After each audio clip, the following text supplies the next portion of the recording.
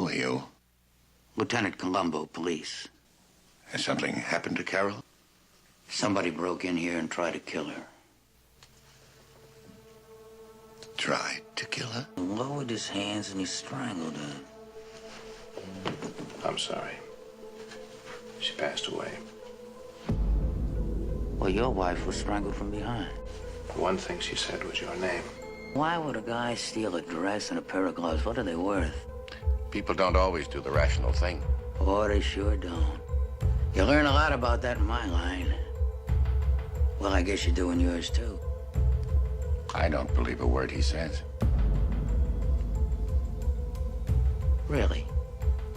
Why?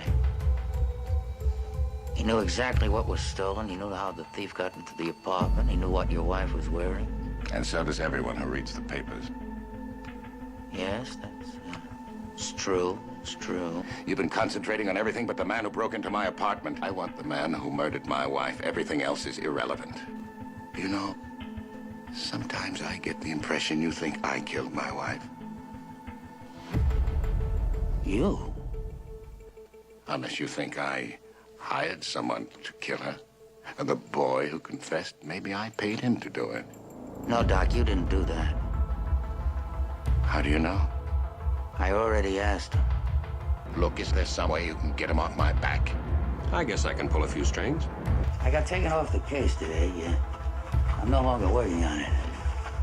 Oh. Would you take me on as a patient?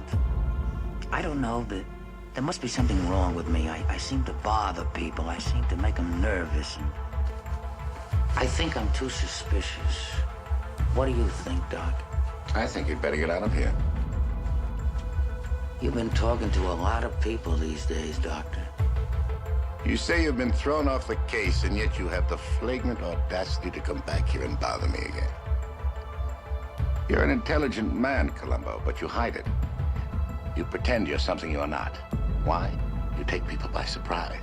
They underestimate you, and that's where you trip them up. Boy, you've got me pegged pretty good, Doctor.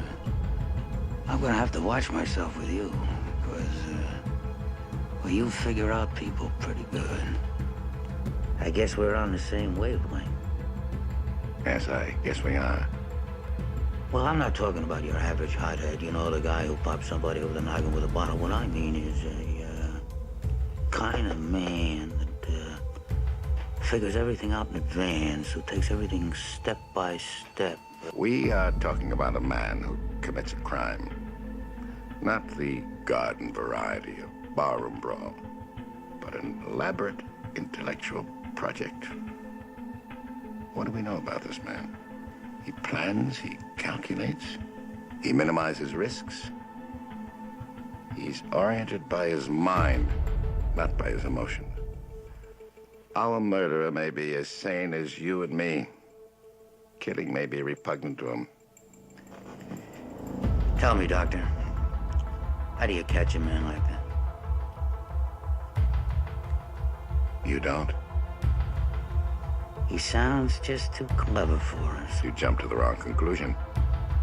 What do you mean? I didn't kill my wife. I never said you did.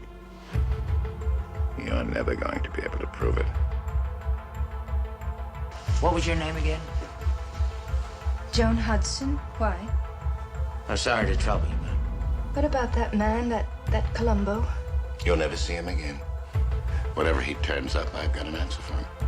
it's true somebody tried to pull a few strings, but my superior, he doesn't like that. He said, Lieutenant Columbo, you must be touching a sore spot. Dr. Fleming made one mistake and you're it. You're the weak link, Miss Hudson. Now, you surprised me today because you were strong. But there's always tomorrow. And the day after that. And the day after that. And sooner or later, you're going to talk to me. Until you do, you're going to be questioned. You're going to be followed. And you're going to be hounded.